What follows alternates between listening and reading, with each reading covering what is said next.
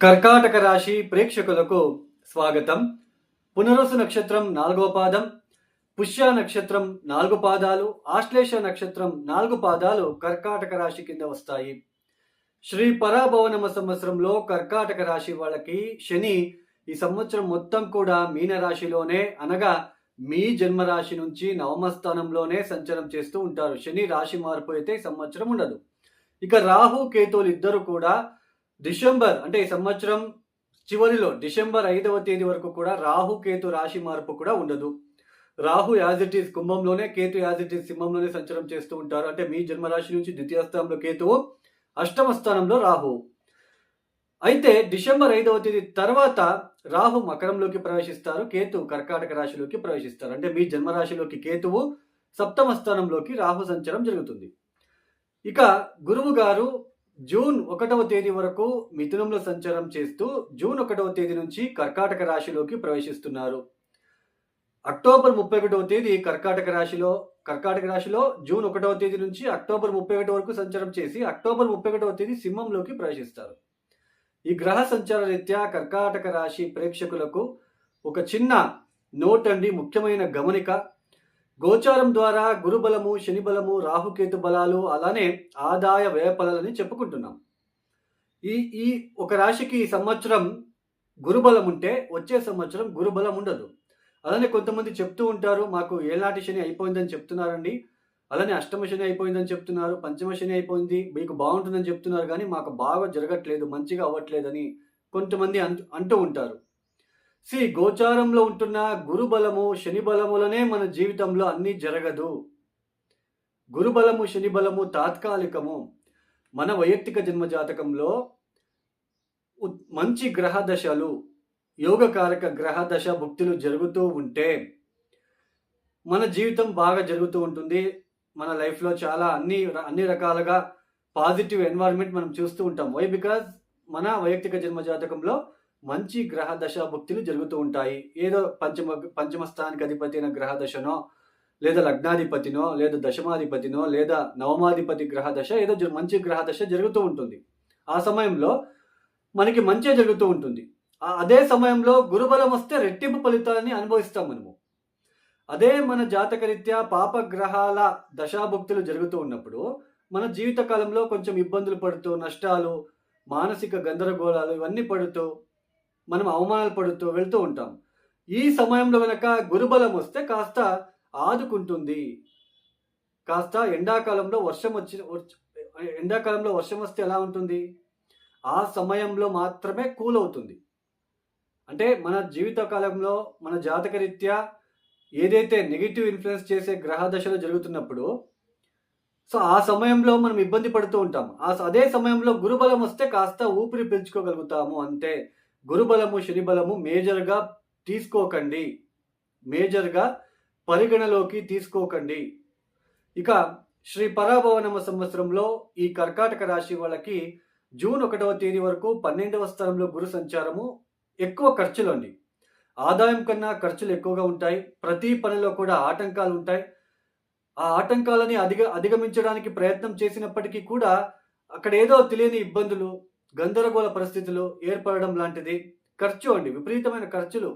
Income కన్నా ఖర్చులు, ఆర్థిక విషయాలలోనే ఎక్కువగా ఆలోచన అనేది పెరిగిపోతూ ఉంటుంది. ఒక ఉద్యోగం తీసుకోండి, వ్యాపారం తీసుకోండి, చాలా ఒడిదుడుకులు మీరు ఫేస్ చేస్తూ వస్తుంటారు. దీంతో పాటు ద్వితీయ స్థానంలో కేతువు, ఇది కూడా మనకి మంచి ఫలితాలు ఇచ్చే ప్లేస్మెంట్ కాదు.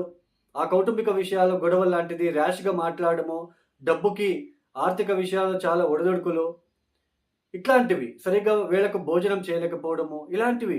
అలానే నవమ స్థలంలో శని సంచారం, ఇది కూడా ఆటంకాలు కలిగించే ప్లేస్మెంట్ ఆయనకు. ప్రతి పనిలో కూడా ఆటంకాలు, ఆలస్యం అవుతూ ఉంటుంది. తండ్రి ఆరోగ్యం విషయాల్లో కూడా చాలా ఇబ్బందులు పడుతూ ఇట్లాంటివి ఫేస్ చేస్తూ వస్తూ ఉంటాం. అష్టమ స్థానంలో పైగా రాహు కూడా. అష్టమ స్థానం అంటే ఏంటి? ఏం జరుగుతుందో తెలియదు, సడన్గా జరిగే సూచనలు, ఆకస్మికంగా వచ్చే సంఘటనలు, ఆకస్మికంగా అది తెలియని విద్య తెలుసుకోవడం కావచ్చు, రహస్య విద్య తెలుసుకోవడము, జ్యోతిష శాస్త్రం మీద పట్టు కానీ ఇట్లాంటివి. అదే 8th హౌస్లో కనుక మీ జాతకరీత్యా కుజ లేదా కుజ చంద్ర కలయిక బలిష్టంగా కనుక ఉంటే మంచి సర్జన్లు అవుతారండి. మంచి ఆపరేషన్ డాక్టర్స్, సర్జన్లు అవుతారు. సో అంటే మన కడుపులో గాని, మన బాడీలో ఏముంటుందో తెలీదు డాక్టర్‌కి తప్ప. వాళ్ళు దాన్ని కట్ చేసి లోపలేముందో చూసి అంటే రహస్యం లోపలేముందో తెలీదు. సో డాక్టర్‌కి ఇలాంటి ప్లేస్‌మెంట్ చాలా హెల్ప్‌ఫుల్‌గా ఉంటుంది. మంచి సర్జన్‌గా ఉన్నారు అంటే దానికి రీజన్ ఏంటి అంటే వాళ్ళకి కుజుడు, చంద్రుడు బావున్నారు అని అర్థం. అలాంటి అష్టమ స్థానంలో రాహు వచ్చినప్పుడు కొంచెం తెలియని విద్య మీద అవగాహన పెంచుకోవాలనే కోరికలు ఏర్పడతాయి. ఇట్లాంటివి. అంటే తెలుసుకోవాలి ఏదో ఒకటి అన్నట్టుగా అనిపిస్తూ ఉంటుంది. కొంతమందికి ఎల్ఐసి డబ్బులు రావడము, ఆ డబ్బు వచ్చినా నిలబడకపోవడము, ఇట్లాంటివి. ఏదైనా ప్రాపర్టీ రిలేటెడ్ అమ్మి, వాటిలో డబ్బు రాబడి చేసుకొని మళ్ళీ దాంట్లో దీనికోసం ప్రయత్నం చేయడము, అభివృద్ధి కోసం. ఇట్లాంటివి ఎయిత్ హౌస్‌లో ఉండడం లాంటిది. అంటే రాహు ఎయిత్ హౌస్‌లో ఉన్నప్పుడు ఇలాంటివి చోటు చేసుకునే ఒక సమయం అనేది వస్తూ ఉంటుంది. అలానే ముఖ్యంగా ఈ రాహుకేతు ద్వితీయ అష్టమ స్థానంలో ఉండడం అనేది ఈ మెడ నొప్పి గాని, ఆకస్మికంగా కిందకి పడడము. ఎయిత్ హౌస్ అంటే ఆకస్మికంగా. యాక్సిడెంట్ కూడా ఎట్లా అవుతుందంటే ఎయిత్ హౌస్ చాలా ఇంపార్టెంట్. అది ఏ రకమైన యాక్సిడెంట్ అయినా అక్కడ తీసుకోండి. అదే రాహుతో కుజుడు గనక ఎయిత్ హౌస్‌లో ఉంటే చాలా తీవ్రమైన ఇబ్బందులు పడాలి. దుర్ఘటనలు సంభవించి మరణం రావడానికి కూడా ఎయిత్ హౌస్ చాలా ఎయిత్ హౌస్ చాలా రిప్రజెంట్ చేస్తుంది. కొంచెం తెలుగు లాంగ్వేజ్ మీద పట్టు లేదండి. కొంచెం ఏదైనా లాంగ్వేజ్‌లో ప్రాబ్లమ్ వస్తే కొంచెం ఎక్స్‌క్యూజ్ చేయండి. సో, ఈ ద్వితీయ స్థానంలో ఉంటున్న కేతు, అష్టమ స్థానంలో ఉంటున్న రాహు వలన పెద్దగా పాజిటివ్ అయితే ఉండదు. అంటే కర్కాటక రాశి వాళ్ళు ప్రతి ఒక్క విషయంలోనూ కూడా ఇబ్బందులు పడుతూ వస్తున్నారు. బట్ ఈ సంవత్సరమైనా బాగుందా అని తెలుసుకోవాలని ప్రయత్నం చేసే వాళ్ళకి నేను చెప్పేది ఏంటంటే జూన్ 1వ తేదీ తర్వాత గురువు జన్మ రాశిలోకి సంచారాన్ని ప్రారంభిస్తున్నారు. 12వ స్థానంలో ఉన్నప్పుడు ఖర్చులు ఎక్కువ పెరిగి ఉంటాయి. ఆర్థికంగా చాలా ఇబ్బందులు, ఏ పని అనుకున్న అవ్వకుండా ఇట్లాంటివి. జన్మరాశిలోకి వచ్చిన తర్వాత ఆర్థికంగా అయితే పెద్దగా కలిసి రాదు. అదేంటండి చాలామంది ఉచ్చ స్థానానికి వస్తున్నారు. గురువుగారు చాలా బాగుంటుందని చెప్తున్నారు. మీరేంటి జన్మరాశిలోకి రాగానే ఇట్లాంటివి చెప్తున్నారు. ఆర్థికంగా కలవదు, పెద్దగా అవ్వదు అని చెప్తున్నారు. చూడండి ప్రాక్టికల్‌గా చాలామందికి నేను అబ్జర్వ్ చేసి నా ఫ్రెండ్స్ కావచ్చు, నా రిలేటివ్స్ కావచ్చు, నా చుట్టూ ఉన్న పీపుల్స్ వాళ్ళ జాతకరీత్యా జన్మరాశిలోకి గురువు వచ్చినప్పుడు ఎలాంటి ఫలితాలు ప్రాక్టికల్‌గా నేను చూసి చెప్పడం జరుగుతుంది. ఏదో బుక్ చూసుకోనో లేకపోతే ఏదో నోటికొచ్చిందో నేను వాగట్లేదు.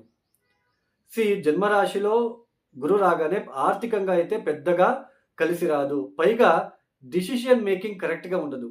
సరైన నిర్ణయాలు తీసుకోలేకపోతారండి. ఇతరుల మీద ఆధారపడి ఉండే ఆస్కారాలుంటాయి. ఇతరులని అంటే అగైన్ అండ్ అగైన్ అడగడం ఇతరులని. ఇతరుల సలహాలనే ఎక్కువ మీరు అడుగుతూ ఉంటారు. వాళ్ళనే అంటే డిపెండ్స్ ఆన్ అదర్స్. ఇతరుల మీద ఆధారపడి ఉండడానికి ఆస్కారాలుంటాయి. జన్మరాశిలో గురు లాంటి గ్రహం వచ్చినప్పుడు. తర్వాత ఒక మ్యారేజ్‌కి సంబంధించిన పెళ్లి ఫిక్స్ అవ్వాలి. నా కొడుకుకి పెళ్లి చేయాలి, నా కూతురికి పెళ్లి చేయాలని చూసే వాళ్ళకి పెళ్లి సంబంధాలు వస్తాయి గానీ, బట్ అక్కడ విఘ్నాలు ఎదురవుతాయి.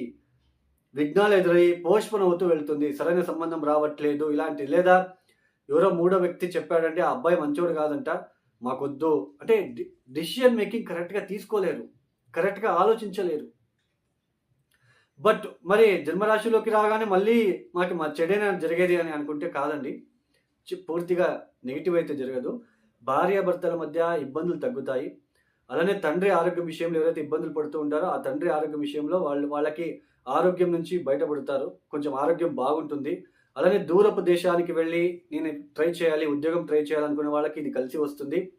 అలానే ముఖ్యంగా ఎవరైతే ఎడ్యుకేషన్ చేసే పిల్లలు, ఎడ్యుకేషన్‌లో నేను ఔట్ ఆఫ్ కంట్రీకి వెళ్ళాలి లేదా పలానా కాలేజ్‌లో సీట్ రావాలనుకునే వాళ్ళకి ఆ ఒక విషయాల్లో మీకు పాజిటివ్ ఎన్విరాన్మెంట్ క్రియేట్ చేస్తుంది. ఆర్థికంగా అయితే పెద్దగా కలిసి రాదు. బాగా గుర్తుపెట్టుకోండి. గందరగోళ పరిస్థితులు, డెసిషన్ మేకింగ్ కరెక్ట్‌గా ఉండలేకపోవడము, కరెక్ట్‌గా నిర్ణయాలు తీసుకోలేరు ఈ సమయంలో. మీరు కావాలంటే June, July, August, September, October చూడండి. చూసి నాకు కామెంట్ చేయండి. అక్టోబర్ 31వ తేదీ తర్వాత మీకు ఆర్థికంగా కాస్త అభివృద్ధి చూడగలుగుతారు. ఇది అండి గురువు అంటే కాదండి, మెయిన్ కర్కాటక రాశి వాళ్ళకి. ఈ కర్కాటక రాశిలో పుట్టిన పునర్వసు నక్షత్రం 4వ పాదం వాళ్ళకి గురు సంచారం ఎప్పుడు బాగుంటుంది, శని సంచారం ఎప్పుడు బాగుంటుంది చూద్దాం. గురు సంచారము జూన్ 18వ తేదీ నుంచి ఆగస్ట్ 19వ తేదీ వరకు చాలా బాగుంటుంది. ఈ సమయంలో మీరు చేసే ప్రతి ప్రయత్నం కాస్త పాజిటివ్‌గా తీసుకెళ్తుంది మిమ్మల్ని.